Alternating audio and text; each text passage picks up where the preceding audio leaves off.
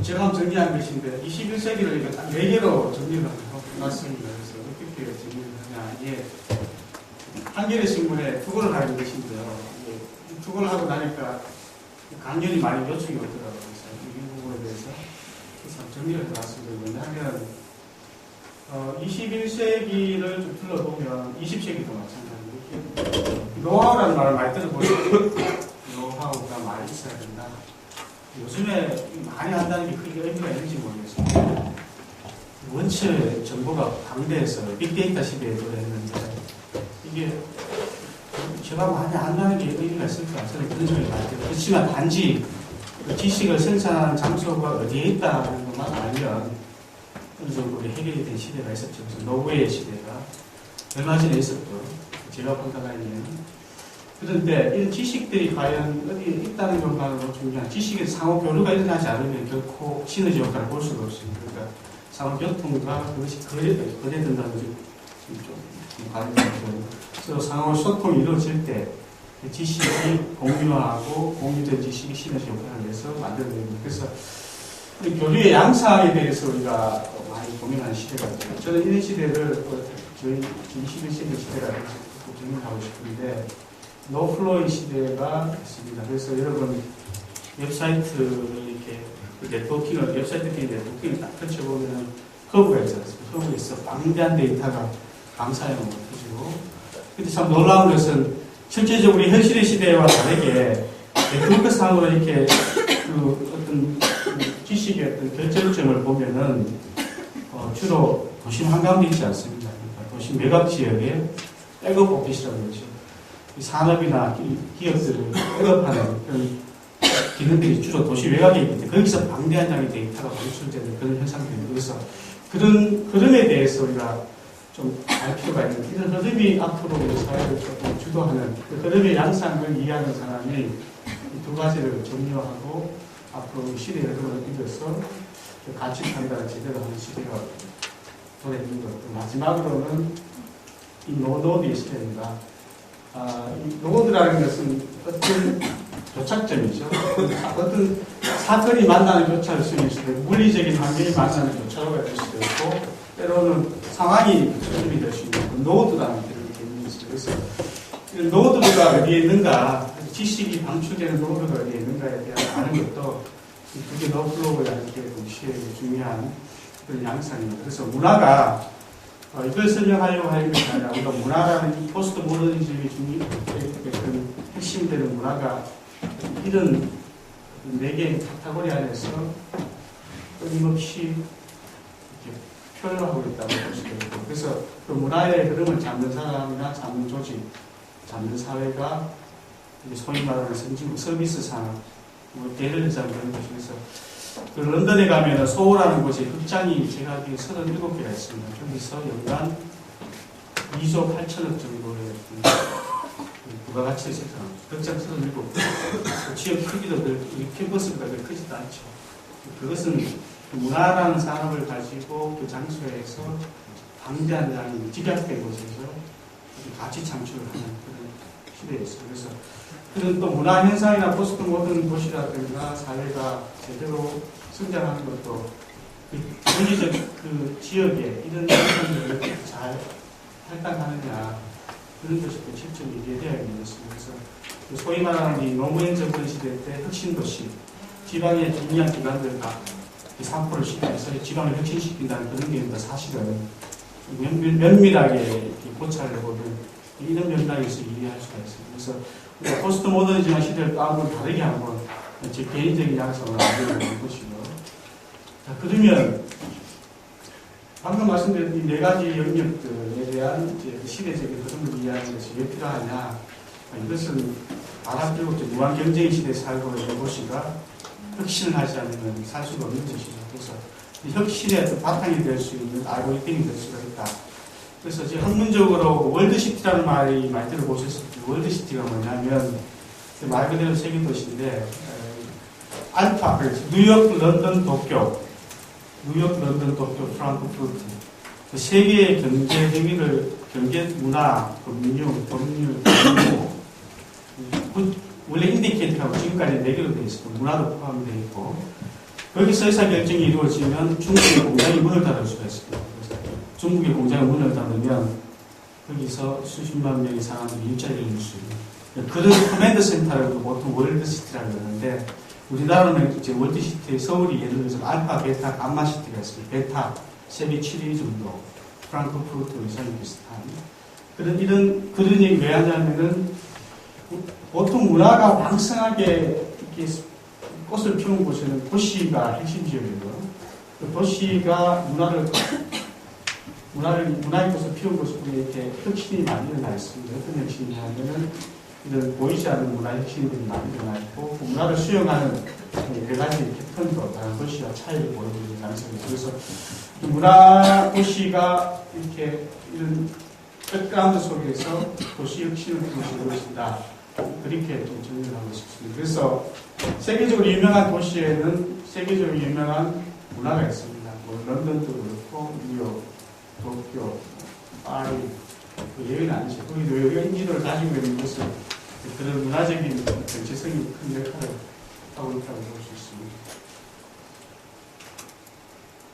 자, 그러면은 좀 더 다시 한번 정리를 하면 21세기, 20세기, 21세기는 우리가 포스트 모던 시대에 접어든 시대인데 포스트 모던 시대에서는 이 도시나 문화, 장소가 상당히 중요합니다. 그래서 도시 혁신이 일어나는 것에 일반적으로 우리가 왕성한 경제력을 장악할 수 있는 그런 경쟁력을 가지게 되는 거죠. 그래서 경제학자 슈피트의 얘기를 들어보면 인류 역사는 창조적인 파괴를, 자본주의의 창조적인 파괴를 계속하는 과정이라고 보고 있죠. 주기적으로. 슈피트는 500년 단위로 봤었는데 문제는 과거의 인류 역사를 5,000년으로 이렇게 본다면 올해부터 그래서 500년씩 이렇게 뭔가 혁신이 난 것도 바뀌도 발견되고 화폐, 지폐 통해서 인류가 발전을 했는데 그 주기가 갈수록 짧아지고 있다는 거죠. 그래서 세계 100대 회사 중에 이제 아직까지 30년 이상 성장하고 있는 나라가 많이 없습니다. 기업들이 많아요. 또 하나는 변화의 폭이 짧은 것이 아니라 한번 변화는 크게 변화의 폭이 엄청나게 넓다는 거예요. 변화의 주기는 짧고 폭은 넓으니 우리가 예측하기가 힘들어지는 거죠. 그런 시대에 지금 살고 있는 것이죠. 그래서 그런 시대에서 경쟁력을 갖는다는 것은 이 기술 혁신, 서비스, 특히 인재, 문화 혁신, 공간 혁신. 근데 문화 혁신이 일어나면 보통 공간들이 혁신이 일어납니다. 우선적인 의미의 공간들이 장소가 되고 나중에 문화적 생산과 소비가 일어나는 것인데 그 다이어그램에서 말씀드리고 싶은 것은 결국은 도시 혁신이 일어나는 곳에는 이 문화적인 생산과 소비가 프로덕션과 컨섬션이 끊임없이 이루어지는 양상을 가지고 있습니다. 그래서 혁신은 21세기 포스트 모던 시대의 문화, 도시의 혁신, 또 도시의 경쟁력, 또 거기에 맞는 그 삶의 스타일이 일반적으로 문화적 생산과 소비에서 이루어지는 아주 중요한 키워드가 되고 있다는 상황입니다. 그래서 문화는 결국은 포스트 모던 시대를 대표하는 특징을 가지고 있습니다. 그래서 포스트 모더니즘을 우리가 두 가지로 정리할 수 있습니다. 첫째는 문화의 시대다. 문화적 생산과 소비가 도시와 공간의 질적인 부분, 또 그 속에 살고 있는 사람들의 역량을 높여주는 중요한 핵심 요소가 되고 있고, 그 다음에는 초기에 제가 말씀드렸던 공간의 시대입니다. 공간이라는 것은 아까 말씀드린 공간이 그냥 물리적인 용기가 아니고 생산자로, 우리가 알지 못하는 생산자로서의 역할을 지속적으로 하고 있다는 것. 그래서 공간의 시대, 스파셜 텐이라고 하죠. 요 용어는 생소할 텐데 문화의 시대를 많이 들어봤지만 공간의 시대는 생소한 용어는 그렇지만 이 스파셜 텐, 그러니까 포스트 모더니즘은 문화의 시대와 공간의 시대다. 근데 이 두 가지 용어가 이렇게 상관성을 둘러보면 문화의 시대가 되면 공간의 시대는 자동적으로 따라오는 게 있습니다. 문화가 공간에 투입했을 때 그 사회와 그 공간, 도시 구조들이 어떤 문화적인 양상을 대변하는 쪽으로 변하는 그런 특징을 가지고 있기 때문에 이 두 가지 용어로 우리가 많이 정리를 하고 있습니다. 이건 제 얘기가 아니고 일반적으로 지리학자, 사회학자, 철학자들이 하고 있는 키워드입니다. 여러분이 저희 시드니가 혹시 뉴욕이라고 말씀하시는 분이 계시는지. 근데 좀 여기에 좀 새로운 거 느끼시는 거 없습니까? 원래 시드니 오페라 하우스가 존 일종이나 건축가가 디자인한 것이 이렇게 색깔을 이렇게 놨었어요. 조명을. 이게 쉘 구조인데 가장 만들기 어려운 구조로 처음에는 이제 건축 설계 경기를 했을 때 낙선자로 당시에 이제 낙선자로 주로 구성했던 거를 건축 대가들이 심사를 하다 이걸 보고 최종적으로 다시 올려서 1등한 상인데 제가 좀 말씀드리고 싶은 것은 건물에 대한 얘기가 아니라 건물에 원래 이런 미디어 영상이 없었습니다. 스킨이 없었는데 이 건물이 시대를 변화하면서 이 건물 자체가 약간 미디어 오브젝트가 되는 그런 더 미적인 요소를 상실하는 그런 새로운 양상으로 진화하고 있다. 그래서 단지 이게 1차원적인 그런 평면적인 요소이긴 하지만 이 건축물 공간 이런 것들 시대가 지나면서 기술력도 함께 연결가 되면서 새로운 역할을 하고 있다. 그래서 원래는 이런 것들이 없었을 때는 아마 바다에서 보면 단지 나올 수가 있었는데 지금은 하나의 광고 오브젝트로 미디어 오브젝트로서 건축물이 기능을 하는 그리고 바닷가에서 이 문화시설이 있는데 이 문화시설이 단지 건축 구성물이 아니라 그 파사드가 하나의 발단체로 표현을 하는 미디어 오브젝트로 변화했습니다. 그래서 결국은 이것도 수면 공간에서 문화적인 생산을 하고 있는 뭐 그런 좀 추상적인 어떤 그 해석을 할 수가 있는 것이죠. 구겐하임 프랑크 게이트라는 사람이 근데 아까 시드니 오페라 하우스도 그렇게 딱 미디어 파사드가 되니까 오히려 형태는 좀 감춰지는 듯한 느낌이 나네요. 형태가 원래 도드라지지 않고 그렇죠. 좀 다른, 완전 다른 느낌이 좀 네, 저녁이라서 그렇고 낮에는 또 달라질 수가 있어요. 저는 건축을 했지만 건축을 잘하려고 유학을 갔었는데 건축을 하다 보니까 이게 너무 도시도 보이고 건축물로서만 다가오는 것이 아니라 저는 이게 하나의 오브제로 그냥 도시 하나의 부분 스케일이 커지는 것이죠. 그래서 이런 부분들도 같은 돈을 들이고 같은 건물을 지었는데 여러분 아시는 빌바오에 가보시면 구겐하임 뮤지엄이 있는데 그 구겐하임 뮤지엄 때문에 도시가 완전히 바뀌어버렸어요. 참 연구 대상인데 구겐하임 뮤지엄, 프랑크 게이트가 만든 미술관하다가 빌바오 시티 전체성은 유럽에서 월드시티의 양상으로 바꾸는 그 문화의 힘이죠. 경제적으로 보면 빌바오는 스페인에 있는 조그만 중소도시에 지나지 않습니다. 그렇지만 문화라는 것이 결합이 돼서 문화적인 양상으로 정체성을 가진 세계적인 도시로서 이렇게 변모한 것이. 그래서 그것도 도시 차원의 어떤 문화적 생산을 한 것입니다. 그래서 이런 것도 그런 예가 될 수가 있습니다. 근데 문화를 생산하는 것은 건물이 또 될 수가 있죠. 결국은 그걸 이용한 이용자가 결정적인 역할을 합니다. 그래서 이런 사람들이 가지고 있는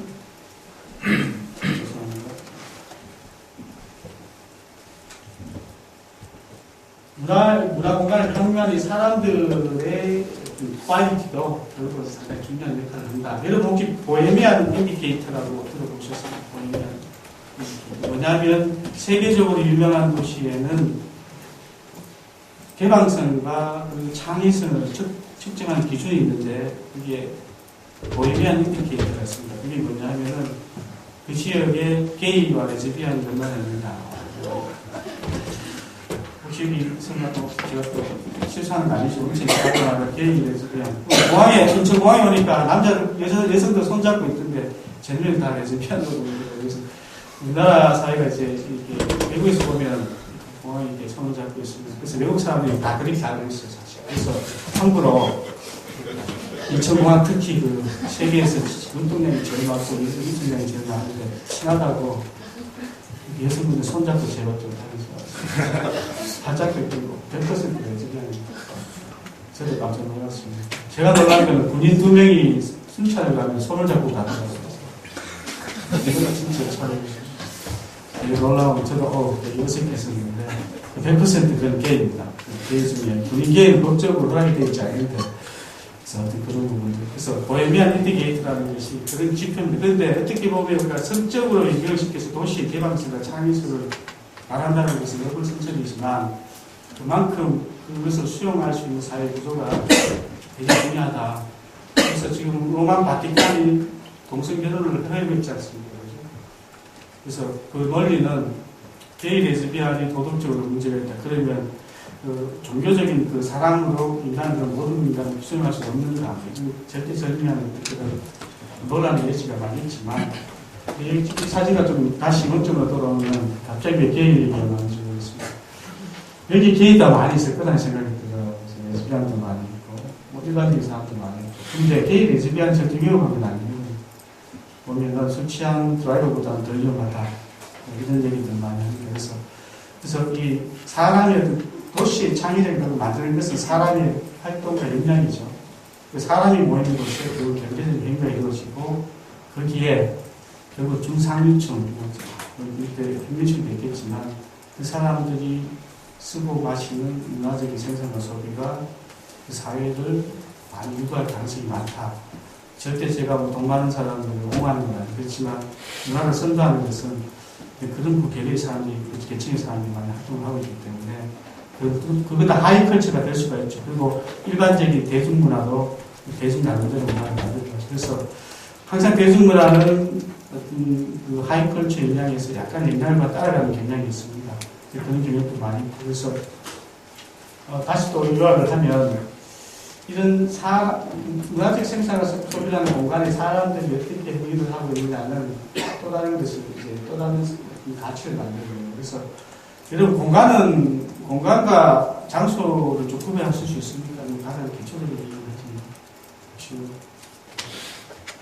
공간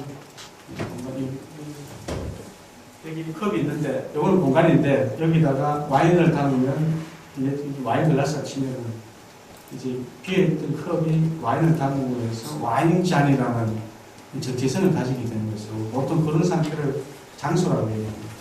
공간은 좀 중심적인 것이고 그런 측면에서 공간의 어떤 정체성을 만든 장소로 만들어내는 그렇죠. 장소 역시 아주 구체적으로 일어나는 겁니다. 이게 좀 중성적으로 일어나는 핵심이라는 것이 결정적인 역할을 하는 것이 그 사람의 어떤 활동이라는 것. 단순한 논리 같지만 결국은 좋은 시설을 만든다고 해서 문화가 왕성히 만들어지는 것은 아니다.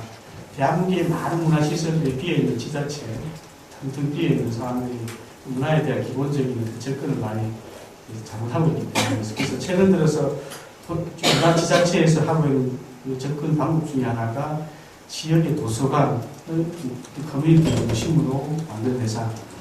지역의 도서관들이 프로그램도 있고 교육도 하고 분석교육도 하고 원스톱 서비스도 하고 그래서 거기가 일종의 문화적인 생산을 하는 거점으로 바뀌는 그런 정책들이죠. 그런 정책들을 비교해 보면 우리가 핵심 전략의 어떤 포커스가 되는 것이다 잘 보여주고 있습니다.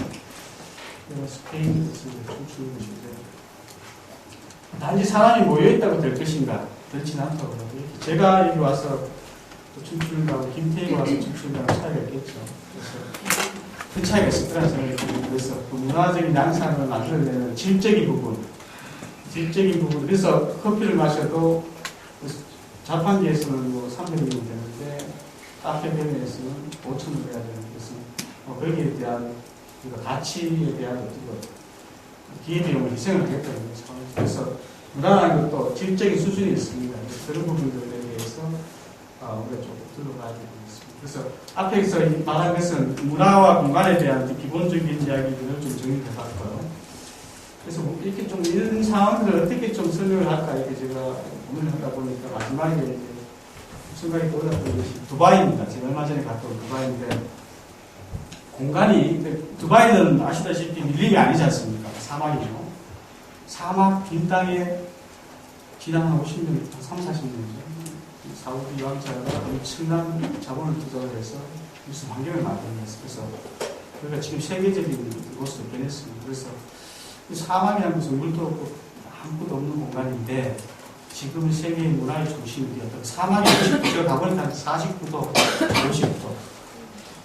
돈이 많은 나라에 보니까 정류장에도 에어컨이 달려있고 버스 기다리는데 에어컨이 달려있고 계단 오르고 육교에도 에어컨이 달려있고 참 너무 불공평해도 너무 불공평한 것 같아서 그런 곳에서 문화가 탄생하는 그 과정이 한 24시간 정도 간략하게 한번 제가 있으면서 전의를 해봤습니다. 혹시나 이런 개념을 이해하는 도움이 되나 싶어서 제가 한번 전의를 해봤습니다.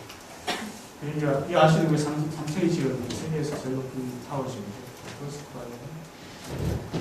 본인들이 비싼 집들이 전부 다 저기 밥들이 잘 먹는 곳이고 낮에는 이렇게 더 늦게 있더라고 이건 더웠어. 50도 습도도 없고 이게 한 12시쯤 되나 오전 12시쯤 된 것같습니다. 나오는 사람도 별로 없고 이렇게 위에서 버스 두바이에서 바라보는 곳입니다. 그리고 한 스퀘어 마일 정도 부촌 비슷하고 주변을 보시면 있는데 이렇게 수면이 이렇게 있는데 여기에 지금 이렇지만 저녁이 되면 완전히 타락구만 세계적인 영화를 그냥 얘기를 좀 보여드리고 싶어서 보십시오. 참 올라가서 봤지만 이 나라 어쩌려고 이렇게 막 치어 제끼는지 제가 제 상식으로 아무리 봐도 50년을 갈까 이런 사막에 이런 지속 가능한 것이 볼 수 있을까. 물론 제가 틀릴 수도 있는데 진짜 미쳤는 것 같아요. 보통 미친 게 아니고 진짜 미쳤습니다. 이런 스케일, 이런 규모의 도시를 만든다는 게 진짜 이거 다 합치면 지구를 하나 살 수 있을 것 같아요. 하여튼 미친 나라입니다. 그래서 뭐 이렇게 사람이 폭풍을 불고 사람이 없습니다. 전부 차네. 여전히 이렇게 또 뭐 치열하고 계속 노력하고 있습니다. 좀 만들면 이렇게 날씨 작동한 두바이 법규상으로는 같은 건물 지을 수가 없다는 거. 우리나라처럼 랜드가 짓고 삼성이 짓는 아파트 같게 나오는 것이 법률적으로 위반이 되는 거죠. 세계 모든 건축가들의 부분들이 다 집합되어 있습니다. 가보시면 참 황당합니다. 자신 났어요. 자신 없고 건강하고 높고 그리고 좋은 것 같아요. 너무 더웠어. 좀 저기 여기가 아르비아스 버스 두바이 파마일랜드 혹시 아시는지 모르겠는데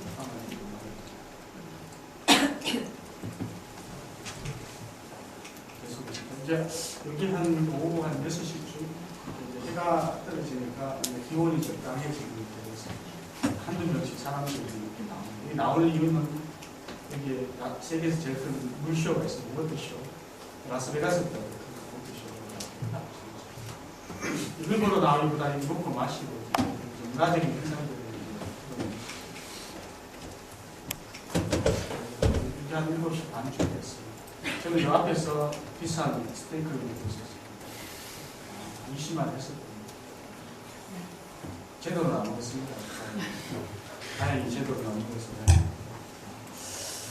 여기 안에 거주하는 사람들이 한 명씩 하면 관광객들, 지역 주민들, 그다음에 사업자 같은 사람, 컨벤션차 같은 사람들이 여러분 라스베가스 아시죠? 라스베가스가 10년마다 도시가 2배로 커지고 있거든요. 2배로 커지고 있는데 처음 10년은 카지노 도박 상황으로 커지고 그 다음 10년은 뭐로 커지는지 혹시 아시죠? 컨벤션, 마이스 상황. 마이스 상황이라는 것이 기업이 바로 미팅, 인센티브, 컨퍼런스, 이벤트. 그러니까 이게 소위 말하는 문화산업입니다. 문화산업을 이제 컨퍼런스라는 그 테마를 가지고 한 것이고, 우리나라에도 고사를 많이 하고 있고, 많이 하고 있는 사람인데, 라스베가스가 그렇게 성장을 했는데, 두바이도 비슷하게, 제가 말씀드리고 싶은 것은, 그다음 양상들이 마이스 산업도 문화를 기반으로 한 그런 산업이라는 것들. 여기도 두바이 여행은 아니었습니다. 8시쯤, 9시. 무쇼가 시작합니다. 1시간 정도 사람들이 거의 뭐 저쪽이다. 10시쯤, 11시쯤. 사람이 많이 오니까 겁이 나더라고요. 밟히다가. 그래서 빨리 숙소로 들어갔었는데, 건축도 상당히 괜찮고. 그래서 이렇게 빨리 비디오 좀 돌려보면, 이런 땅에서 갑자기 이제 하루 24시간 만에 세계의 모든 사람들이 모여서 이렇게 어떤 문화적인 행위를 한다는 게 참 놀랍기도 하고, 사람이 수도 그래 일반적으로 100명, 200명이 아니라 스케일이 세계적인 스케일로 사람들이 모이고 있고, 그리고 이 장소는 세계에 있는 사람들이 많이 알고 있습니다. 월드 스테이트스의 위상을 가지고 있는 그런 양상입니다. 그래서 24시간 동안 일어나는 양상, 이게 1년 365일 일어난다는 거죠. 앞으로 10년, 20년 이렇게 할 수도 있고 그렇지 않을 수도 있겠지만, 제 얘기는 특정한 사막이라는 공간에서도 양상이 잘 정리가 되고 구조, 그 다음에 기능적인 세팅이 되어 있으면 방대한 문화적 생산, 여기서 만들어지는 부가가치는 곧바로 도시의 어떤 성장, 도시의 어떤 부가가치, 정체성, 향후 미래의 어떤 가치들을 만들어내는 결정적입니다. 그래서 우리 사회가 이런 양상을 가지고 우리 사회도 많이 적용하려고 하지만, 그것은 시대와 여건이 다르기 때문에 많은 차이가 있어요. 그런데 의외로 놀라운 것은 여러분들이 알기로 이게 다 오일머리라고 생각하실 것 같은데 그렇지 않습니다. 50%에서 두바이 문화관광부에서 인터뷰를 한 결과로는 거의 50에서 60%가 외자 유치를 통해서 우리가 잘못 알고 있는 것은 오일로, 물론 시작은 오일로 했지만 오일머리를 했지만 실질적으로는 그 바탕 안에는 지금 해외 자본들이 전부 들어와서 여러 가지 자본들이 섞이게 되면 그 자본을 의사결정한 사람들이 모이게 되죠. 그 사람들이 거기에 모이게 되면은 그 사람들만의 문화가 만들어지는데, 그것이 두바이라는 것은 아랍이잖아요. 상당히 보수적인 것인데 세계적 뉴욕과 맨하탄 못지않은 그런 문화적 양상이 이루어지기 때문에, 그래서 그럼 그게 이제 문화의 힘이고, 또 문화를 어떻게 잘 활용을 했을 때 도시가 가지고 있는 경쟁력을 만들어내는 걸 보여주는, 두바이는 모든 도시가 열광하고 있는 것입니다. 어떻게 하면 이렇게 될 수 있을까, 그런 얘기를 많이 하고 있습니다. 혹시 여기 가보신 분 손 한번 들어보시죠. 총장님한테 한 말씀 드릴 게 있어요. 꼭 매년 한 명씩 보낼 수 있도록. 혹시 영국 가보신 분 계시나요? 런던. 남자도 크게 하고 싶어요. 뉴욕은 도쿄는 다 가고 싶어요. 서울도 못 가봤다 계시는 학부생 중에 그런 사진이 있더라고요. 바로 올라와서 서울, 그래서 저희 필드 취업을 서울로 정했습니다. 서울 연동성당으로 해서. 그래서 어쨌든 우스갯소리고, 그래서 결국은 도시가 이렇게 융합이 되고, 여기 시티잖아요. 그리고 융합이 된다는 것은 뭔가 시너지 효과를 만들어내는데, 두바이 융합을 만들어내는 것은 어떻게 보면 앞에 워터쇼가 있기 때문에 그런 것이 아니라, 그걸 즐기고 보는 사람들의 융합이다. 저는 그렇게 봅니다. 그 사람들의 생각과 행동, 이렇게 소비 패턴들이 문화적 양상을 만들어내고, 그 양상에 부합하기 위해서 도시가 끊임없이 그게 걸맞는 서비스라든가 물리적 환경을 조성해 나가는 것이죠. 그런 어떤 역수순환 관계가 있습니다. 문화와 공간 속에 있는 사람과 이용자의 관계. 그래서 두 번째로는 이걸 좀 구체적으로 좀 말씀드리고 싶은 것은, 공간의 문화적 생산이 만드는 요소들이 무엇인가, 무엇이 성공적인 문화적인 공간을 만들어내는가, 그런 고민을 제가 한 16년째 하고 있습니다. 그래서 이걸 좀 우리 옆에 계신 우리 교수님하고 이걸 데이터로 정량할 수 있으면 참 좋겠다, 이렇게 고민을 대화를 많이 했습니다. 우리 교수님하고. 이게 우리가 관념적인 것이기 때문에 이걸 정량화할 수 있다면, 정량화할 수 있는 이쪽이 센터 포 스파셜 애널리시스죠. 공간을 분석을 할 때 우리가 가지고 있는 기술력으로 정량화하고 합리화시킬 수 있다면, 이 공간의 문화적 생산에 대한 새로운 차원의 학문적인 영역을 낼 수 있지 않을까. 그런 얘기들이 하게 되면 이쪽에서 해야 되거든요. 시티에서. 아마 그게 앞으로 여러분들 직장 찾는 데도 좋을 것이고, 저기 대등연구다니까 하니까 월급이 10억인 분도 계시대요. 전자통신연구원에. 그래서 10억인 분이 계세요. 우리 한국 패턴트를 그렇죠. 그렇기 때문에. 그래서 그런 것들도 앞으로 유망 유망 사업 중에 하나, 제가 5조 6천원짜리 사업을 하고 있습니다. 부산 에코백다시티라고 5조 6천원. 5만원짜리가 15조 4cm 길이가 서울 옆부분은 한 300바트 정도 되는 그런데 그 돈을 집행하고 공간에 이제 어떤 상황, 물리적 환경을 만드는데 그렇게 정밀하지는 않습니다. 경험을 가지고 있는 사람이 판단을 해서 움직이는 것이지. 여기 도로가 나면, 여기 도로가 나면 앞에 강이 있기 때문에 300억짜리 교량을 만들어야 되는데 과연 필요한 것인가? 300억이면 300은 상당하죠. 그래서 그런 부분들에 대한 것들이 이제 앞으로 우리가 정량화돼야 되지 않나. 그래서 이건 좀 부가적인 얘기긴 하지만 공간의 문화적 생산에 대해서 조금 더 정량할 수 있으면 참 좋겠다. 저도 그런 개인적으로 관심이 있고. 근데 문화가 가장 이제 왕성하게 일어나는 것이 주로 수변 쪽이더라고요. 알아보니까. 그래서 한 60년대부터 2000년대까지 세계 수변 공간을 제가 2바퀴 많이 돌았습니다. 60년대 이후로 많이 일어났습니다. 수변 공간이. 부산도 있고, 아주 많이 있습니다. 두바이에 팜 프로젝트도 있고, 여러분 아시는 다이빙하고 있죠. 일본의 은하들이라는 일바오, 그것도 수변 공간이에요.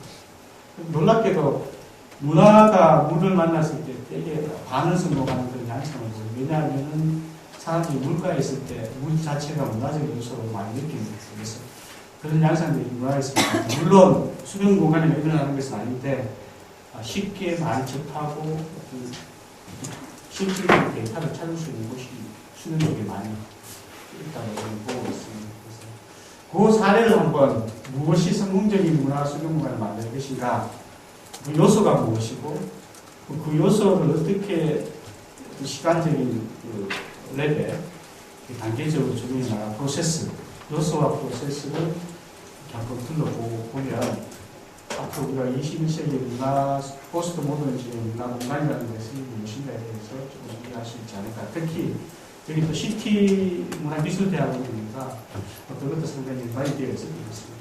혹시 문화가 무엇이라고 정의하실 수 있는 분 계시나요?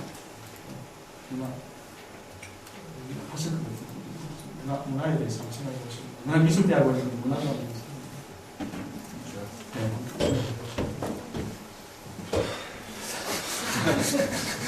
문화를 정의하기는 힘든데 문화는 자연에 반대되는 것 같아요.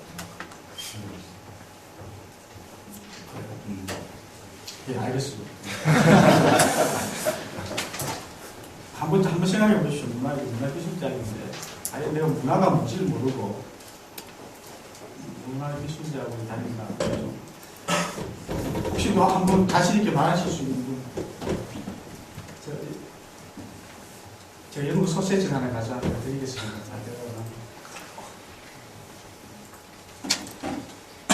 다 안 되죠? 쉽지 않죠? 혹시 교수님 생각 있으신 분요?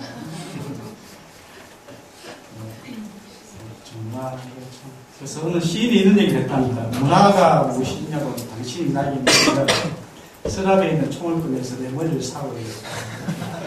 유명한 그 시인이 한 얘기입니다. 아주 유명한 시인. 그만큼 이제 문화를 정의하기 힘들다. 왜 정의하기 힘드냐? 문화는 포괄적인 거예요.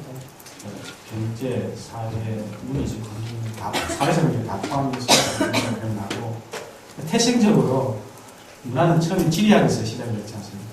이쪽은 아프리카, 여기는 흑인이 아니라 여기는 무슨 부족, 여기는 비부족, 이렇게 문화가 차이가 납니다. 그래서 자연 환경에 대해서 이렇게 차이를 분리해 나가면서 문화라는 것이 발전이 됐는데, 그것이 이제 산업화 도시와 그리고 기술 고도화가 되면서 경기가 사라지면서 그 문화적인 양상들이 많이 바뀌기 시작을 합니다. 그래서 그 문화에 대한 정의는 그런 이렇게 물리적인 환경도 있지만 지금의 현상에 대해서도 많이 넣은 것 같아요. 그래서 그 현상을 설명하는 그런 과정들이 너무나 복잡다단하게 진행되고 있기 때문에 쉽게 설명할 수가 없는 것이죠. 그래서 저도 한 2년 정도 문화가 무엇인가에 대해서 고민하다가 포기를 하고 접었습니다. 왜냐하면 해도 끝이 없는데, 근데 답을 하나 얻은 것이 뭐냐면,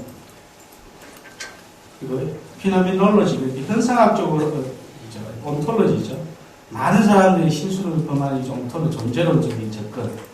이것이 무엇이냐, 정의를 내리려고 하니까 이 답이 없어지는 거죠. 왜냐하면 문화가 너무나 인류 역사를 축적시키는 그런 개념이기 때문에. 그래서 좀 전환적으로 찾은 것은 뭐냐면 우리가 좀 이해를 해야 될 것은 피라미놀로지, 현상학적으로. 그래서 문화가 무엇인가를 답하지 못하고 문화가 왕성이 있는 곳이 가보니 뭐가 있더라. 그렇게 접근을 이제 우리가 해가야 된다. 어떻게 보면 21세기 사는 우리는 그런 접근들이 오히려 도리어 좀 정성적이고 이해하시는 것이 아니라 그런 양상을 고민을 하다 보니 문화가 가장 왕성히 일어나는 곳이 수변이라는 곳에서 많이 나타나는 것이죠. 그래서 그런 곳에 대부분 60년대부터 2000년대까지 많은 수변 일반들이 성공한 것이 문화를 가지고 수변 개발을 무리지는 환경을 만들었을 때 성공이었다. 그래서 어떻게 보면 문화기술대학원 여러분들은 문화를 가지고 잘 하시면 앞으로 사회에서 성공할 가능성이 많이 있습니다. 그래서 이 문화를 어떻게 상품화시키고 또 한편으로는 내적으로 자기를 이제 좀 결실화시키고 내적으로 성숙화시키고 노력할 것인가 이런 부분들도 크게 이제 도전해 나가는 생각이 들죠. 그래서 왜 이런 주제들을 다 정리를 해봤습니다. 수변 공간은 문화와 공간의 시대를 다루는 최대의 전략적인 준비다. 연애를 해도 수변에서 하면 성공할 확률이 높아요. 제가 그 서베이를 한 달 반을 했었는데 상당히 높습니다. 그래서 그 수변 쪽에서 연애하는 그 커플들이 얼굴이 많이 밝고 도시보다는 상당히 특히 저녁 시간에 맞추는 때문에 갑천 같은 데 가셔서 연애하시면 등산동이 가는 것보다 성공할 가능성이 많이 있어요. 한 그 시간에 오시고 아니면 제가 책임을 지도록 하겠습니다. 그 대신 본인이 좀 괜찮아야 돼요. 본인이 전혀 준비가 안 돼 있는 그 문화를 제대로 이해하고 대신을 하는가하고 차이가 있습니다. 제 말이 틀리면 실제로 저도 와이프하고 수련에서 연애해서 좀 더 요약을 하면 후기 자본주의와 좀 전에 말씀 후기 자본주의와 포스트 모던 시대는 수변에 특히 이런 양상들이 많이 나옵니다. 문화적 생산 과정과 수변이 이제 자본화되는 것이죠. 21세기 가장 큰 특징인데 자연환경을 자본화시키는 성공적으로 자본화시키는 곳이 도시가 많이 발전을 하고 있고 또 박근혜 정부가 얘기하는 지역경제, 창조경제 활성화도 수변 쪽에 보면 문화, 시드니 오페라 하우스, 그것도 있고 뉴욕의 맨하탄에 가면 피어 포가 있고 스페인의 발레시아에 가면 아쿠아리움이 있고 전부 오사카에 가면 산토리 뮤지엄 자세히 보시면 대부분 문화적인 시설이 집중되어 있습니다. 그래서 미래의 성장 동력으로도 상당히 많이 되고 왜냐하면 이제 산업화되면서 기존의 도시는 다 이제 개발이 이루어졌기 때문에 남아있는 땅은 산업화를 했던 그런 그 산업지수, 유유지라고 하는데 제조업이 빠져나가면서 기능은 상실되고 땅은 비어있고 그런 땅이 이제 새롭게 재개발을 해서 문화시설이 들어오면서 도시가 다시 한번 재탄생하는 그런 양상을 그래서 그쪽도 수변이 많이 나왔습니다. 알다시피 수변 개발은 세계적인 현상입니다. 이거는 뭐 제 얘기가 아니고 많은 이제 학자들이나 개발업자들이 하는 것이죠. 수변 개발은 세계적인 현상이고 특히 문화가 핵심이 한가운데 있습니다. 이거는 런던 도플랜드고요. 도플랜드는 대체 때 개발했던 수변 쪽에 미니 맨하탄입니다. 97년도에 IMF 터졌을 때 이제 리만 브라더스 2,000명 다 같이 일자리 있는 곳입니다. 그런 사람들이 여기서 먹고 마시고 즐기고 생활하고 그러면서 이 빈 땅에 버려져 있는 도플랜드가 문화의 핵심적으로 제2의 런던으로 성장하고 있는 것이죠. 지금 뉴욕에 있는 피어고 쇼핑센터 하나 여기를 거래하는 사람들이 많이 모여있어요. 참 상당히 독특한 양상인데 과감 문학점이라는 것이 바르셀로나입니다. 여기는 스코틀랜드에 있는 문화입니다. 배가 이렇게 올라가죠. 배가 여기까지 올라가서 이거 보려고 사람도 있고 문화를 어떻게 한다고 표현한다는 것은 참 여기도 문화 활동이 많이 일어나고 있고 싶지만 이명박 대통령이 이걸 보고 4대강 사업을 했다. 우리도 이거 만들자. 그래서 4대강이 순식간에 어떻게 4대강 잘한 것인지 잘 모르겠습니다. 어쨌든 여러분 적응하고 살아야 됩니다. 지금 어쩔 수 없이. 자, 이게 런던 올림픽입니다. 2012년. 제가 여기 개막식 때 갔었는데 참 놀라운 것은 2012년 2012파운드를 주고 제가 이 관람석을 샀는데 곱하기 2,000원 하면 한 400만 원이죠. 400만 원 주고 저도 안 샀습니다. 영화관을 와서 반기문 총장이 경례사 그 얘기 하려고 한 것이 아니고 여기에 올림픽 스타디움이 개막되고 여기에 무대가 뮤지컬 무대로 다 구성을 했어요.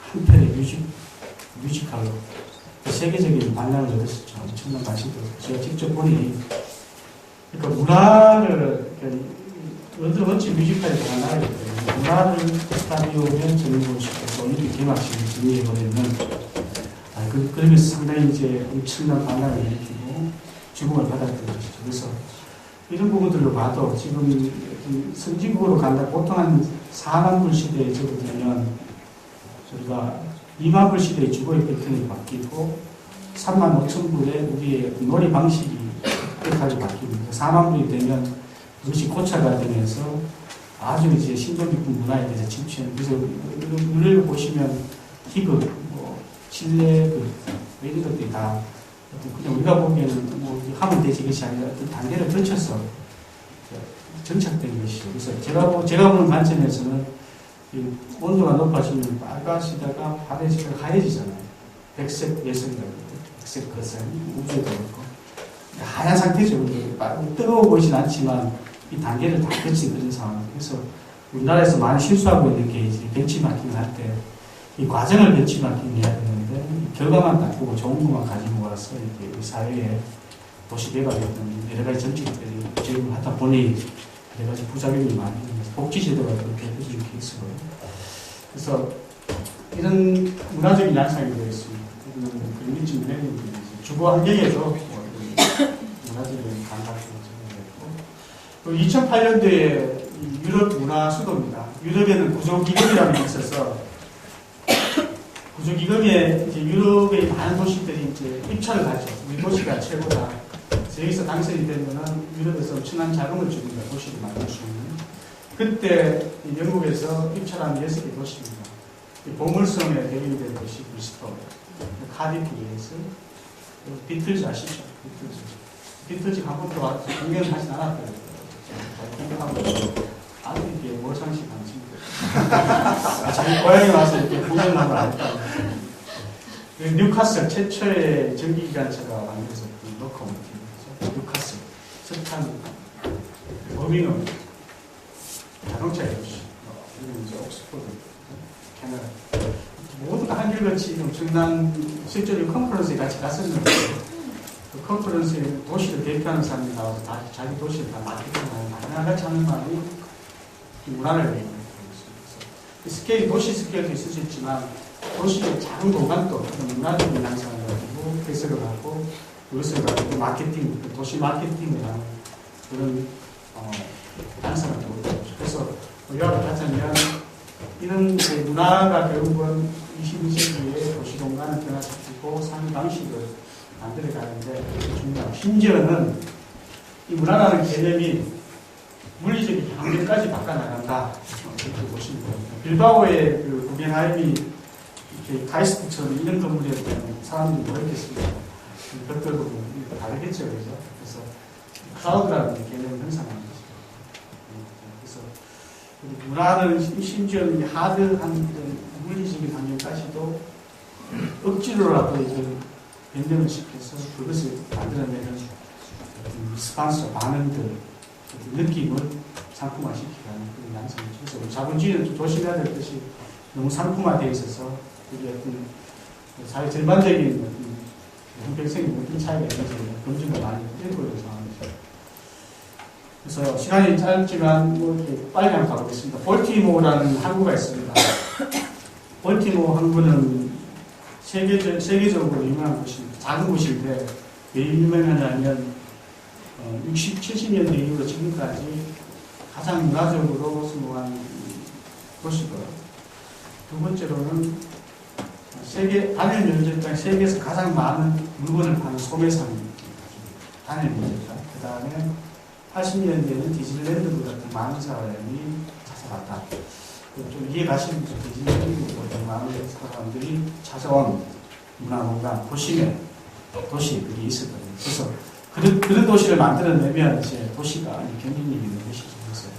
그런 볼티모 그런 현상을 지난 한 30년 동안 전문가들이나 연구자, 개발업자 우리 한계가 참 우리가 표현하기로는 볼티모 신드롬이다. 그래서 시드니 달링하버, 도쿄 미나토 미라이, 뉴욕 맨하탄, 보스턴, 퀸즈마켓, 런던, 코벤가든, 발렌시아, 바르셀로나 다 여기서 시작이 됐죠. 우리가 여기서 보고 그대로 따라하는 것입니다.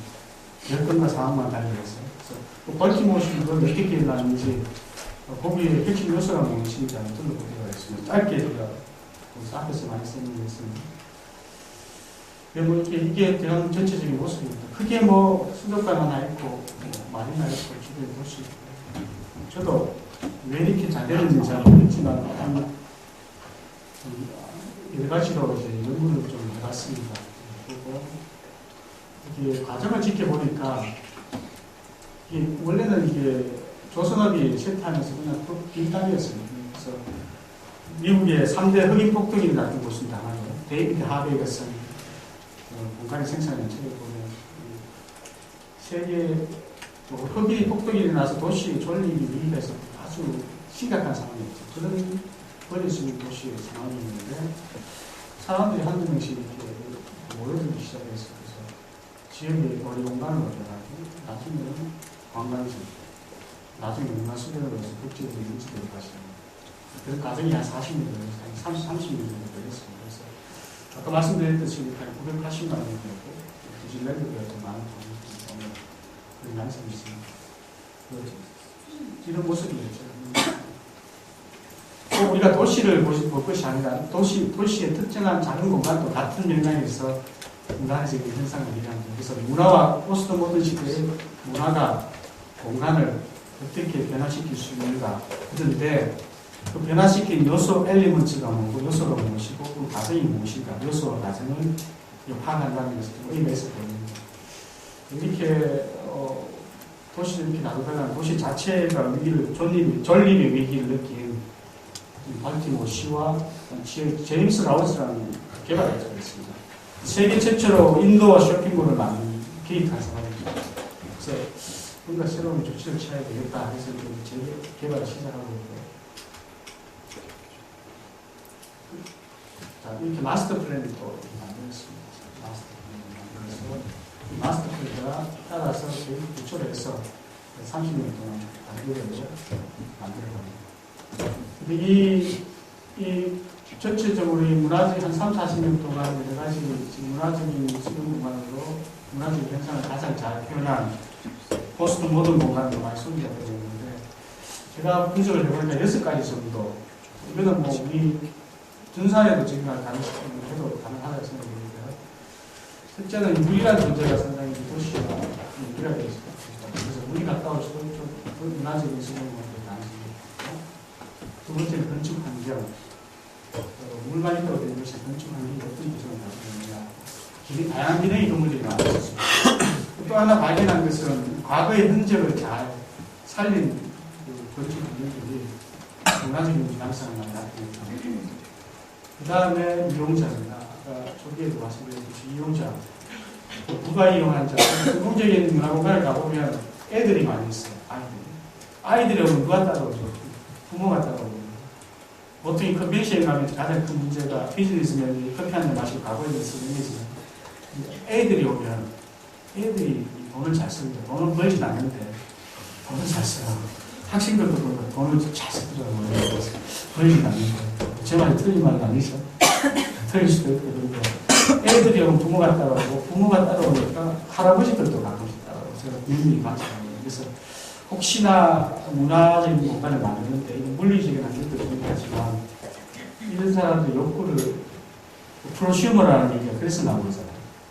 소비자가 생산하는 그런 개념들, 이용자들의 심리적인 생태를 잘 이해하는 것이 필요하고 마지막으로는 이제 접근성, 시설에 대한 접근성 그리고 죄송합니다. 마지막으로는 이벤트와 프로그램.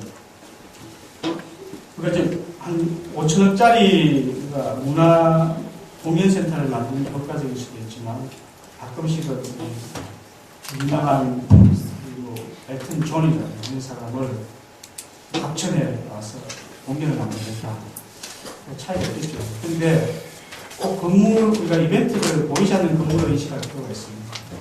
비록 건물은 아니지만 건물에 준하는 기능들이 이루어지면서 경제적인 면에서 임팩트는 강력하고 그래서 요즘 지자체도 그렇고 도시마다 요즘 온천축제에 지금 소찬이가 온다는 제가 좋아하는 가수입니다.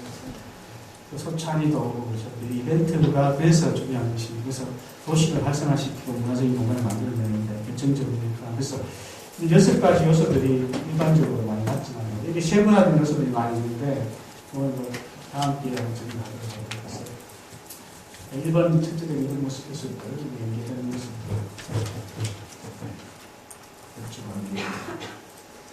그리고 이 좀 주목해야 될 것이 이제 저희 지구상에 있는 건물들을 다 이렇게 나눠보니까 7가지 정도로 정리가 되더라고요. 자세히 보니까 주거시설 업무 접대 오해하지 마시고 그런 접대가 아니고 이 용어 잘못 썼다가 제가 상당히 난감한 일이 있습니다. 어떻게 적어놨습니까? 컨벤션 쇼핑은 여자들이 남자들은 사등인데 여자들은 참고로 역시 여자들이 쇼핑을 많이 하는데 외식, 레저 이외에 다른 거 있나? 혹시 다른 거 있으면 의외로 문화적인 현상이 복잡한데 이게 안에 내부 구조를 보면 그걸 창출해내는 요소들이 굉장히 복잡하지 않다. 그래서 현상학적으로 접근하는 필요가 많이 있는 것이고 그래서 이런 것들이 어떻게 구성되냐에 따라서 어떤 데는 성공하고 어떤 데는 성공하지 않는 그런 양식입니다. 그거는 이제 결국은 이걸 마스터 플랜을 만드는 건축가나 디자이너들이 경험상의 결정해야 되는 요소. 그래서 첨단 기술이 발달한 21세기에 살고 있지만 결국 인간의 의사 결정이 결정적인 역할을 할 수 있는 또 특히 이런 부분에 있어서 중요한 것이고요. 이게 이제 등급별로 분포된 상황입니다. 사실은 이 시작된 40년 동안에 하나의 건물이 지어진 것에 대해서 다 시뮬레이션을 한 것이 있는데 단계별로 그런 시간이 안 돼서 분포가 돼요. 이런 분포상에서 문화적인 생산과 소비가 그 대표적인 수도가 사이에서 별볼일없는 배를 올려놓고 60만 명이 온대요. 배 3개, 해상광이라는 거. 신기하지 않습니까? 이렇게 퇴역한 본선을 이렇게 물가에 낮춰놓으니까 연간 60만 명이 방문하고 안에서 1박 2일 스테이도 하고. 그래서 사람들이 의외로 이 인간이 복잡한 동물이지만 극히 단순하다. 7가지 어떤 타입에서 그게 벗어나지 않는 것은 아닌가 이런 생각도 해봤습니다. 그 다음에 잘 정리된 외부 공간들, 문화시설, 핵심 문화시설. 애들이 많죠. 애들이 얼마나 있다고. 그리고 이렇게 비어있는 공간도 굉장히 중요하고 보이지 않는 이벤트를 수용할 수 있는 여기가 한 8시쯤 980만 명이 오는 것입니다. 이 건물에 하버플레이스라는 건물인데 여기 연간 980만 명이 들어갔다 나와요. 제가 여기 있을 때 하루에 $20를 썼는데 980만 곱하기 $20 하면 현대 자동차 만드는 것보다 이제 부하차나 선출하는 것에 이게 참 아이러니하게 그러면 이야기 길어지지만 아이러니합니다. 이것이 바람직하냐 그렇지도 않습니다. 그러면 몸으로 살아야 되고 노동자 기업들은 어떻게 살아야 되고 제도라는 게 있어야 되는데 다행히 우리나라는 경제 구조가 상당히 밸런스를 맞추고 있는 조선, 전기, 전자, 자동차 인사율이 한 23%입니다. 근데 런던 같은 경우에는 80%. 그래서 여러분들은 더 어렵게 살고 있어요. 사실 직장이라 해봐야 스타벅스에서 일하다가 노동시장의 연성이 너무나 다른 점에서 상당히 문제점이죠. 문화산업이라는 그런 명제도 되어 있고요. 그렇지만 이런 도시 전체의 쪽으로 보죠. 역사적인 호구제입니다. 원래는 발전소였는데 이제 카페로 바꾸고 청년이 바꾸고 지역이 주거지역도 있고 컨도미니엄, 사무공원, 호텔.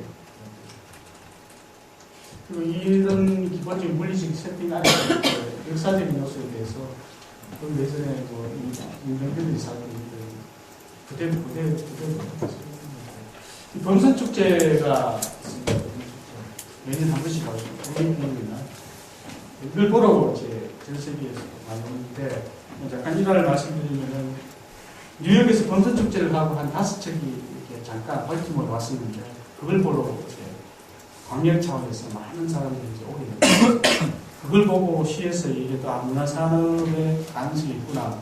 그때부터 이제 지역의 수련 공간에서 광역 차원, 미국 차원의 중심 문화 공간으로 변한 것이죠. 그래서 그런 부분들이 이제 자신감 가지면서 음식들이 하나씩 그래서 이 범선이 아마 브라질에서 온 범선입니다. 매년 행사가 이루어지고 있어요. 역사적인 부분인데 원래 또 있는 등대로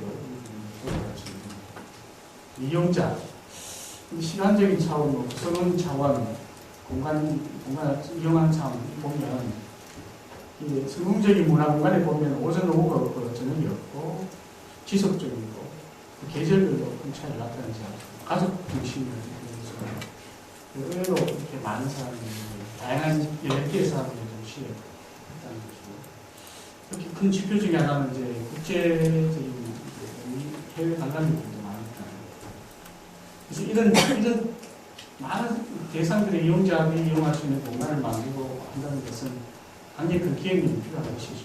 CT에서도 앞으로 한탄이 된다 이런 부분들이 좀 정량화될 수 있는 것이 무엇인가 이렇게 고민을 해봤으면 좋겠습니다.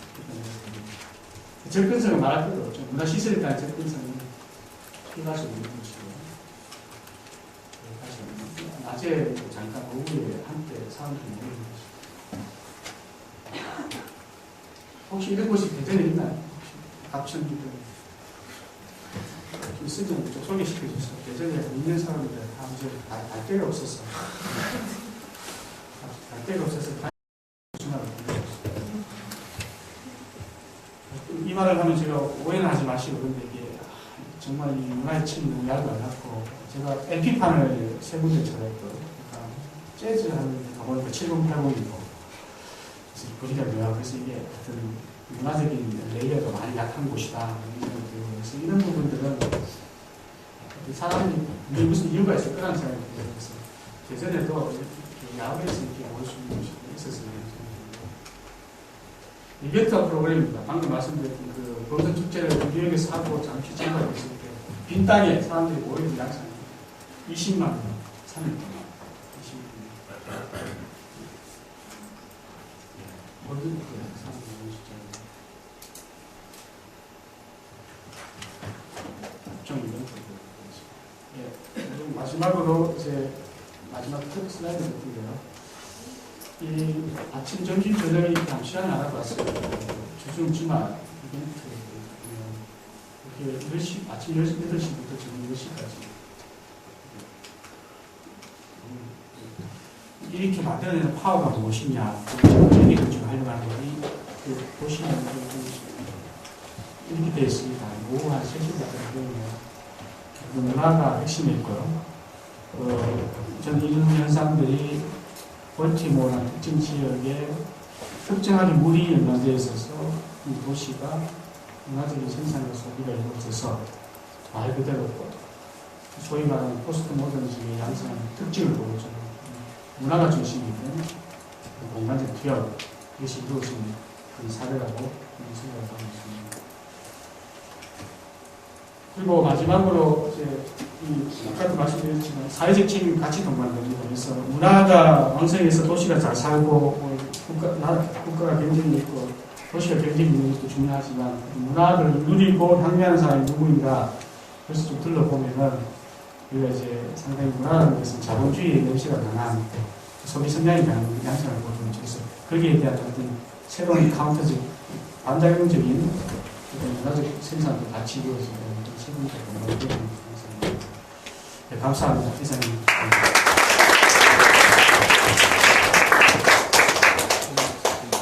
그리고 이메일 받아보니까 곽진아 종류가 어디죠? 그 질문지를 미리 보냈더라고요. 그래서 그 질문지를 만들고 모은 거야. 혹시 질문이 있으시면 제가 질문하고 답변하는 시간을 가지도록 하겠습니다.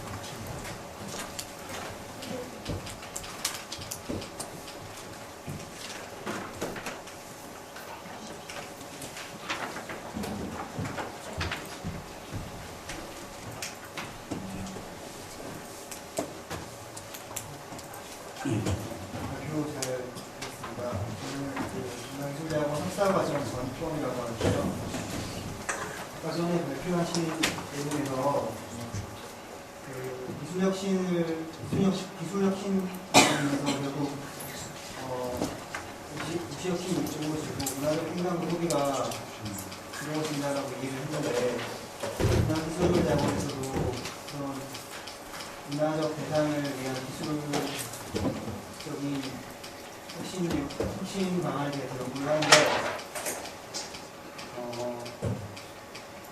구체적으로 문화적 생산과 소비를 위해서 기술 혁신을 통해서 문화 생산과 소비가 이루어진 그런 구체적인 사례가 있다면 좀 들어보고 싶습니다. 질문이 어려웠어.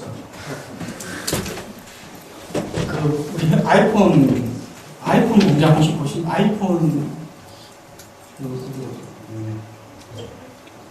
애플, 그렇죠. 애플 회사에 공장이 없잖아요.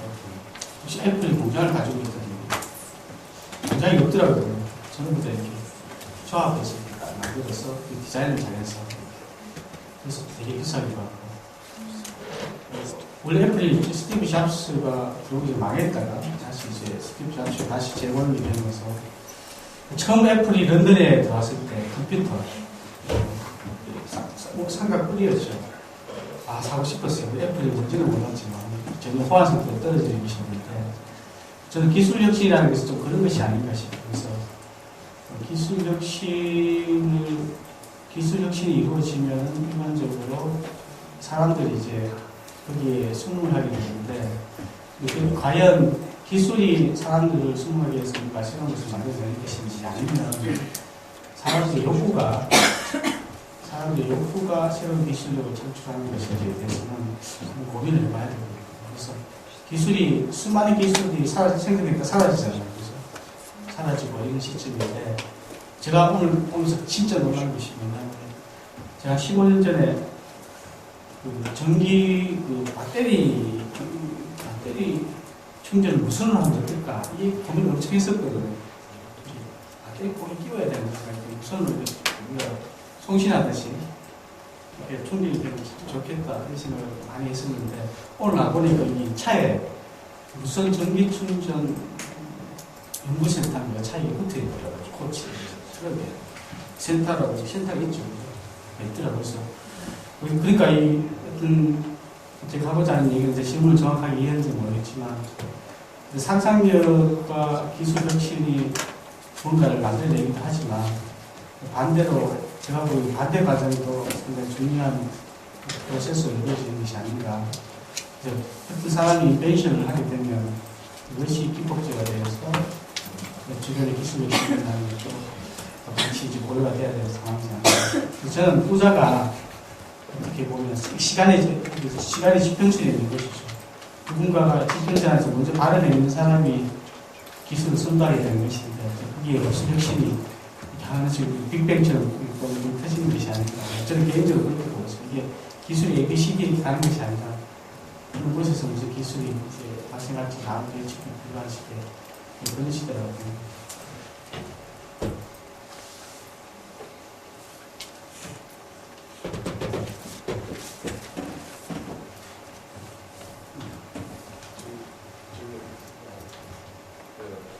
석사과정 이주영이라고 하는데요.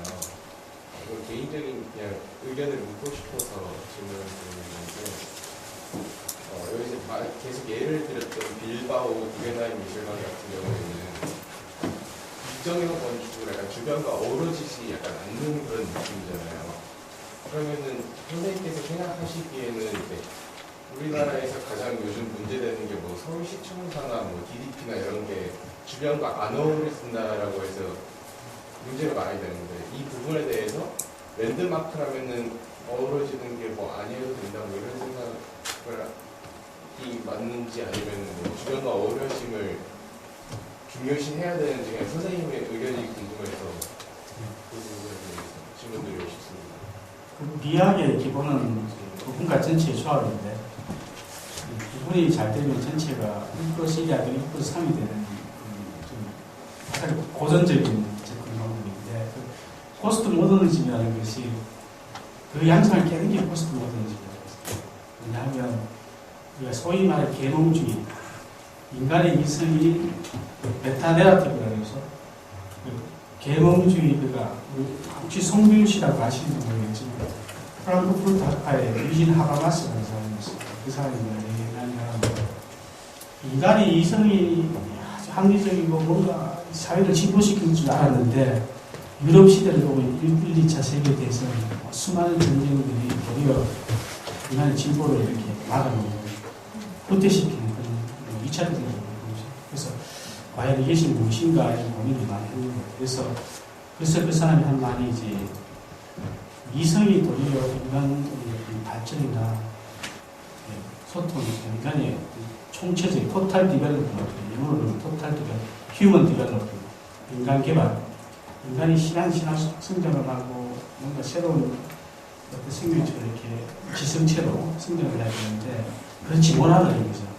왜 그러냐고 들어보니까 아무리 좋은 이성을 가지고 있어도 소통이 되지 않으면 커뮤니케이터 이제 소통 이론을 얘기하고 있어요. 그래서 모든 가정들이 지금 그렇지 않습니까? 우리나라 주변 인권, 중국 소통의 양상이 제대로 정의되지 않고 이루어지지 않을 때는 큰 문제가 있다. 그래서 하바마스의 그런 의견을 조금 말씀을 드리면 그 포스트 모더니즘에서 그 메타내러티브 모든 것을 통계적으로 이것이 맞다고 해도 이성주의에 대해서 반작용을 나온 것이 포스트 모더니즘. 그 이전에 대표적인 계몽주의에 바탕인 것이 모더니즘이고 그런 측면에서 봤을 때 포스트 모더니즘이라는 것은 많은 문화적인 양상을 갖고 있지만 건축적인 측면에 봤을 때 기존의 것을 따르지 않는 게 일반적인 양상이죠. 그래서 프랑크 게이라는 건축가는 많은 경우 건축물을 만들었어요. 로스앤젤레스에 보니까 많은 경우 집을 지어놨다고 했죠.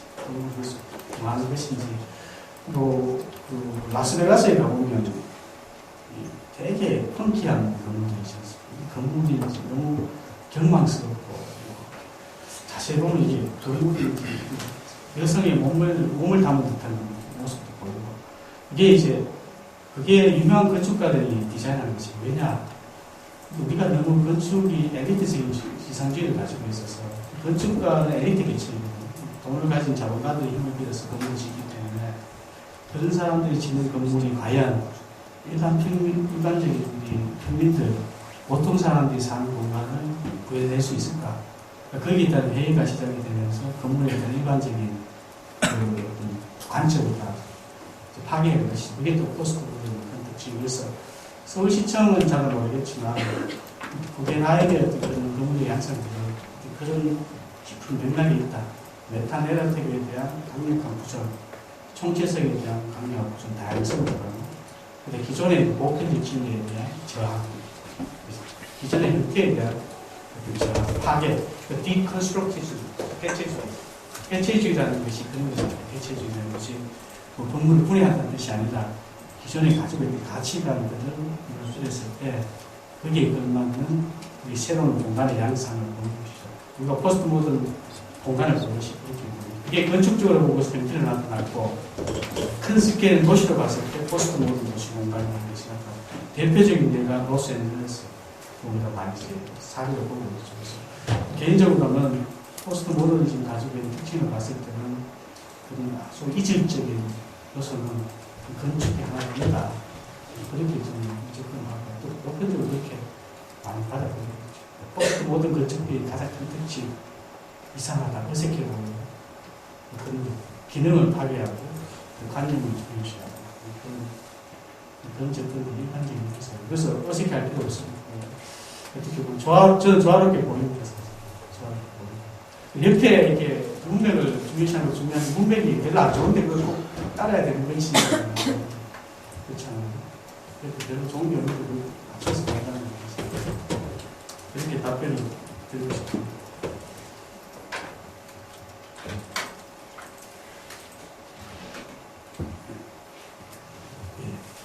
학생이십니까?